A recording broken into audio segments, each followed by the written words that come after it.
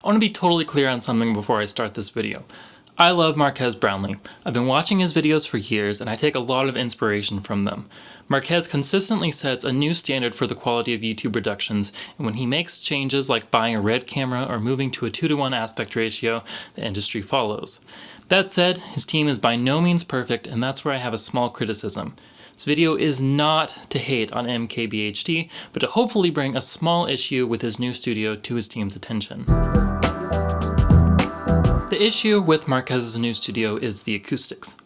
Now, before you dislike the video and race down to the comments to tell me that's something that Marques is working on, the work he's shown off is exactly what I'm talking about. Marques and his team are very intelligent and knowledgeable. I've seen nothing to make me think otherwise, but that doesn't mean they're experts at everything, and clearly acoustics is one area where they don't have a ton of expertise.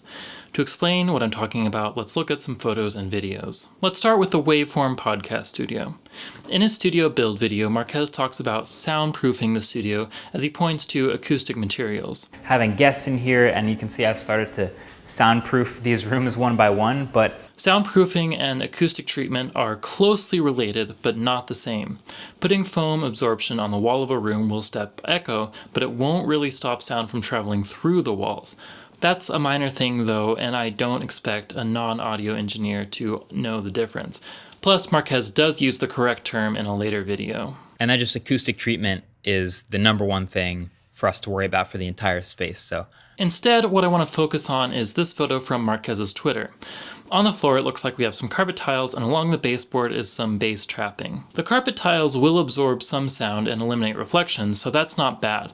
They'll mostly absorb high frequencies, which can leave a room being a bit mid-range heavy, but in conjunction with other acoustic treatment, that's not a big issue. The bigger issue here is the bass trapping. Bass frequencies are really hard to control in a room, especially smaller ones like the one in the photo.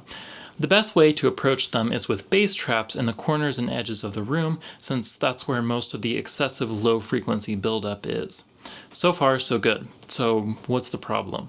Well, there's two. The first is that the bass traps aren't used very effectively. The largest buildups of bass frequencies are in the corners where edges meet. The more edges that meet, the more dramatic the buildup is. If you look at the picture Marques posted, you can see that the visible corners are completely empty.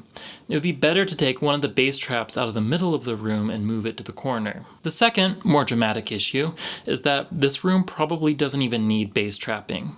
Yes, I said small rooms like this one have big bass problems, but those problems only present themselves if there's bass frequencies put into the room.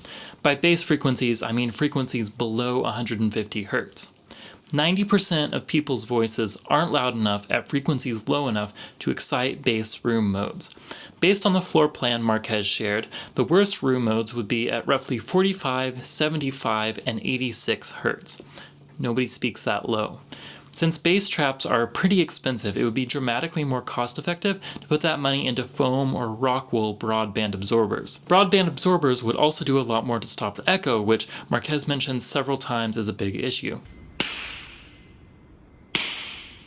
Echo mostly comes from parallel reflective walls, not from the corners and edges of a room. We see more of the same in this photo from Instagram, which, cute doggo. Anyway, the corner with the steel pillar is kind of weird. I'd probably just cover that up with a gobo, but having the bass trap sitting on it isn't terrible, just probably not the most acoustically efficient thing. One thing those bass traps do have going for them is there's a small air gap behind them.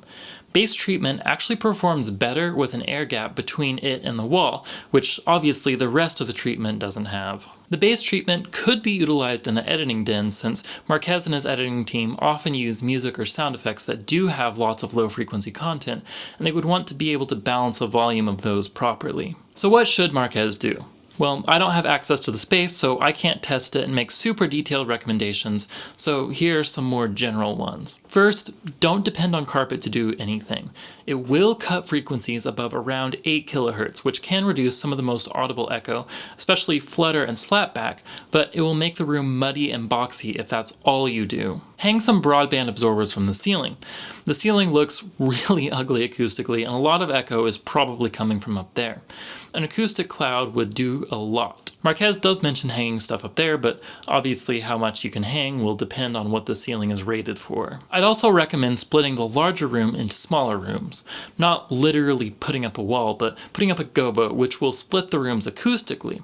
This will reduce the overall echo, but without creating additional bass modes. And of course, the mainstay of acoustic treatment, broadband absorbers all over the walls. You could play with diffusion in the studio, but since it's mainly for speaking, that would probably be less helpful than just more absorption. The BBC's Guide to Acoustic Practice recommends a reverberation time, or RT60, of less than 300 milliseconds for a studio primarily for speaking. To get that, based on looking at the floor plan of Marques' studio, you'd need at least 10,000 square feet of absorption, assuming all of the floor is carpeted. That's about 85 to 95% wall and ceiling coverage. That said, for a 3,000 cubed meter studio, which is roughly how big Marques' is, a 500 millisecond RT60 would be more common. That translates to more like 6,500 square feet of acoustic material, or 55% coverage. So to be clear, this video isn't to hate on Marques, but if Marques or someone from his team happens to see this video, please hire a professional acoustician to look at your studio so you can get the best, most cost-effective acoustic treatment to make your videos sound as amazing as they possibly can once you totally move over to your new studio. Anyway, that's it for this video. Quite a different video from what I normally did, but hopefully you liked it, and if so, hit that like button and definitely share it so hopefully Marques can see this.